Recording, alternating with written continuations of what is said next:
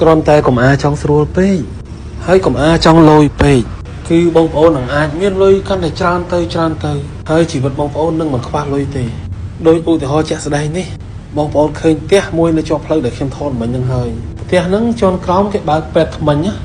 ហើយជាន់ខាងលើគេធ្វើផ្ទះឲ្យតិចកម្មមករស់នៅដូច្នេះខ្ញុំសរសើរគំនិតម្ចាស់ផ្ទះមែនទែនដែលគាត់អាចធ្វើអញ្ចឹងបានពួកខ្មែរយើងច្រើនណាស់អ្នកខ្លះសុខចិត្តធ្វើជាន់លើមួយជាន់ពីរជាន់បោះចោលធ្វើបន្ទប់បោះចោលបងប្អូនគិតមើលជាន់លើយើងទុកចោលតែយើងធ្វើឲ្យតិចកម្មនៅអញ្ចឹងទៅតិចកម្មចូលមិនដល់មួយឆ្នាំក្រោយបងប្អូនបានលុយហើយ$300-400 $500 2ឆ្នាំក្រោយឡើងដល់$700-$1000 3ឆ្នាំទៅ5ឆ្នាំក្រោយឡើងដល់$2000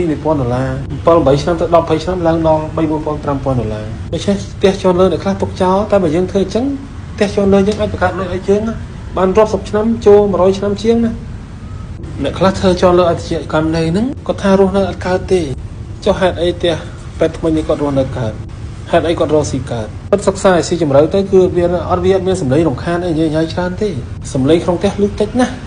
រូបមន្តដែលល្អគឺជាន់ក្រោមធ្វើជាកន្លែងរស់ស៊ីទៅដូចគេបើកពេទ្យថ្មីអញ្ចឹងជាន់ទី1សម្រាប់រស់នៅទៅហើយជាន់ទី2ឬបើមានជាន់ទី3គឺជាន់ទី2និងជាន់ទី3ធ្វើផ្ទះជាកម្មទៅថ្ងៃក្រោយបងប្អូននឹងបានលុយដោយស្រួលច្រើនមែនទែនណា